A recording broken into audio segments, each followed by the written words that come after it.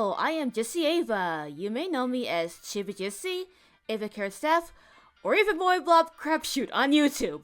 If you know the lore within the Fanime community, you know that there have been 4 previous weekly challenges for this community alone. And yes, that includes the one that I previously hosted back in 2019. Hee hee, hoo hoo, haha. It has been kind of a while since the 2022-2023 one, and since no one else is gonna be hosting it, I'll also get back on my feet and host this upcoming challenge all on my own because I am a monster. But yeah, I say that we have been due for another challenge, yeah? What about the Valentine's challenge that was hosted back in February? Hey, that was not planned on my part, okay? What I meant to say is that we're due for another weekly challenge. So, what is our criteria for this weekly challenge? Firstly, I think any sort of visual-based medium can be viable, whether it's fully animated, PV/animatic, visual novel style, MS Paint, sprites, the works. The minimum amount of episodes is 4 episodes, as that is the fair amount to make it the minimum. There is no maximum amount, because I know that some of y'all are insane.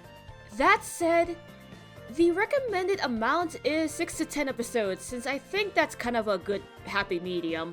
Of course, you have to upload 1 episode per week, as that's the name of the game.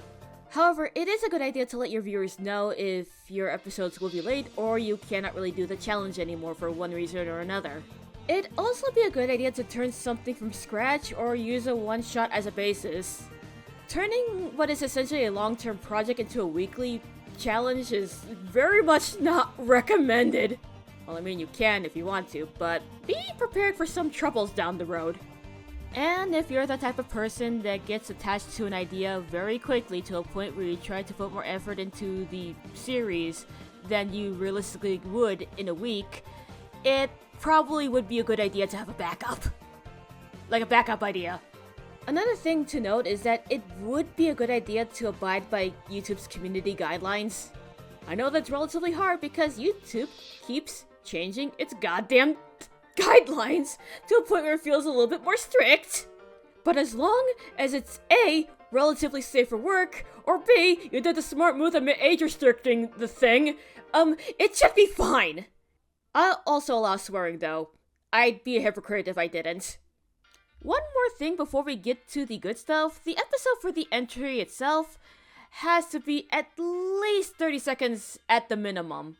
I feel like that would be a good length that would actually have some semblance of a story. Anything less wouldn't be able to, I'm just gonna say that right now. So what is allowed before the event? Scripting, finding and receiving VA lines, unless you voice every single character yourself. Audio editing, concept art, opening and ending themes, magical girl transformations for the Mahou Shoujos, finding/making music, and if you do like a VN style, the VN sprites and the backgrounds. Now, what is not allowed before the event? And it has to be exactly at the event. Episode storyboards, episode art/animation, video editing, publishing the episode, and if you're doing the visual novel style route, the CG frames and the VN frames. Now, there are a couple more things to note, actually. Number 1, collabs are allowed. I know that there are some folks who have all the ideas in the world but don't have enough time for visuals, and those of the vice versa variety. Once you get a collab partner, it's probably a good idea to discuss who's in charge of the casting calls. Number 2, if you are one of the folks who do prefer things by themselves but don't exactly have an idea for this challenge, then I recommend watching some Fanime series from the previous weekly challenges for some inspiration. The Google Doc is in the description. I also have some personal recommendations, but I'll just keep my biased ass out of this. Teehee. Number 3, you are actually allowed to have more than one entry for this challenge depending on how things are turning out for you. As an example, if you have an idea for a 4-episode Fanime as like a nice little way to unwind and shit, but you have another idea for a Fanime that could be possible for this challenge, yeah, I think that'll be good. That'll be a good way to, be able to still participate, like, even if you finish with your first entry. Now that being said, it's a good idea to only work on one Fanime of this challenge at a time. Like, working on 2 entries at the same time, like, while participating, would actually be hell. Even if you're doing things in the visual novel style format. Number 4. And furthermore, I do want to say that if you're not able to finish a series for this challenge, that is perfectly fine. And it is also your prerogative whether or not you continue your series on your own pace. After all, series like Mellorism is still ongoing despite the fact that the 2022-2023 weekly challenge has been long since over. Because we're in 2026 now, but still.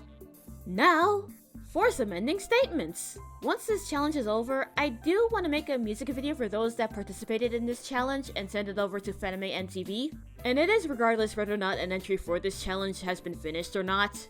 I'll also host a little watch together in Fanime Castle for when the event is done. And if you're one of those who are only exclusive in Fanime World, don't you worry! I'll try to convince one of the mods in the server to do a similar watch party for the weekly challenges of this year. With this challenge being a quarter of a year long, as well as the fact that I am announcing it a couple months earlier, this means that hopefully you'll have plenty of time to think of something even during the event.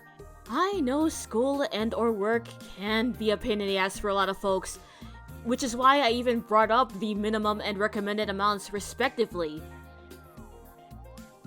Oh yeah, I should actually bring up the dates! So this challenge starts on June 1st, 2026, and it ends around October 1st, 2026. I know starting around the summertime actually has worked out for me back in 2019, so why not try again with this date? And plus, ending it around the beginning of Spooky Month is fitting because the ending is frightening. Like, ooh, scary, scary. Although it is kind of ironic given the fact that October was kind of the time during the first weekly challenge. Oops. Anyways, that is all. I hope this all makes sense, and good luck!